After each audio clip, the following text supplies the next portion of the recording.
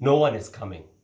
No one is coming to debate you. It's so much easier to bait you with silence as your questions spill from classrooms onto campus quadrangles, making it simpler for the forces of evil to wrangle up all your faces. From here, it's just a phone call away to invade your safe spaces with tear gas and riot control, because it's so much easier to break bodies than crack a soul. Without a word being said, you're being told what it takes for all this to stop.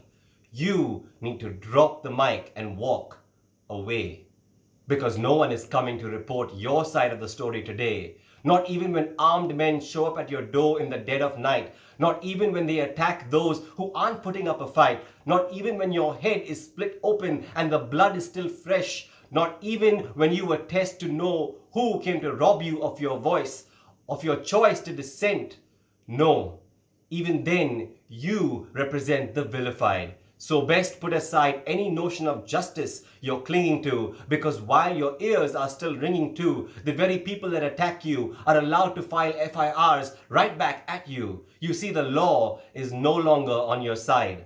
That's just one more fact you best take in stride, because no one is coming to defend you. Not even the one sworn to protect you, because what is an oath but a promise made with one hand on a book? And if you look, you'll see theirs is different from yours, which is all the cause they need to defect. Justice is now a word whose definition is suspect. But even more so, suspect is the new definition for anyone holding a position that spells opposition. So when a man brandishes a gun in broad daylight and takes a shot in full sight of the cops, you best believe civility is dead. Because though gunpowder burns red through your flesh, it won't lead to an arrest that sticks or even a conviction in court. In the halls of this once hallowed fort, no one is coming to uphold the law. Evil knows to draw out a case until witnesses disappear or the judiciary is swapped out.